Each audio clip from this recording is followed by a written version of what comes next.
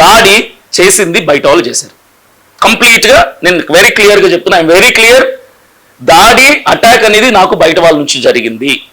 I'm very clearly telling in front of the camera, in front of media, attacked by some other persons నా మీద attack చేశారు. ఎందుకంటే అవినాయ్ దర్శన్ పిచ్చోడు కాదు. ఎందుకంటే నేను ఒక హార్ట్ పేషెంట్ అయి ఉండి నేను ప్రతిరోజు ఆస్ప్రిన్ 75 mg టాబ్లెట్ వేసుకుంటాను. హార్ట్ పేషెంట్స్ కానీ, షుగర్ పేషెంట్స్ కానీ, డయాబెటిక్ ఎవరు ఉంటే వాళ్ళకి తెలుస్తుంది. ఆస్ప్రిన్ అనే టాబ్లెట్ ఏంటంటే బ్లడ్ థిన్నర్ టాబ్లెట్ అంటారు దాన్ని, అంటే రక్తాన్ని పల్చం చేసే టాబ్లెట్. నాకు నాలాంటి ఈ టాబ్లెట్ వాడే వాళ్ళకి చిన్న దోమ కరిస్తే కూడా బ్లడ్ ఆగదు, ఇలా పట్టుకుంటే ఒక 2 minutes అప్పుడు ఆగుతుంది, దోమ కరిస్తే కూడా. ఇది మా బాడీ తత్వం. నేనే కాదు, ఆస్ప్రిన్ టాబ్లెట్ వేసుకున్న అందరి బాడీ తత్వం అట్లా ఉంటుంది. ఇప్పుడు నీరుతోట మళ్ళీ పాలెం అనేటువంటి ఒక గ్రామం చాలా అడవి ప్రాంతంలో, మారుమూల ప్రాంతంలో ఉంటుంది.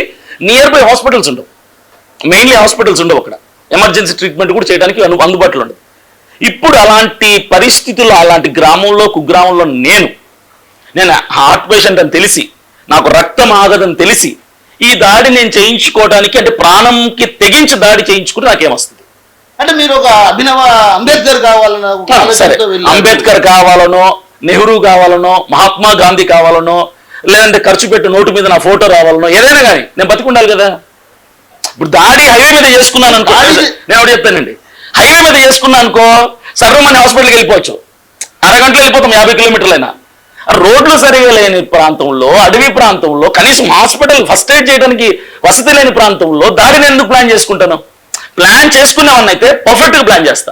ఎక్కడ హైవేలోనో, జనాలు తిరిగే ఏరియాలోనో, లేదా నియర్ బై ఏదైనా పెద్ద కార్పొరేట్ హాస్పిటల్ ఉన్నట్లు ఏరియాలోనూ ప్లాన్ చేస్తా.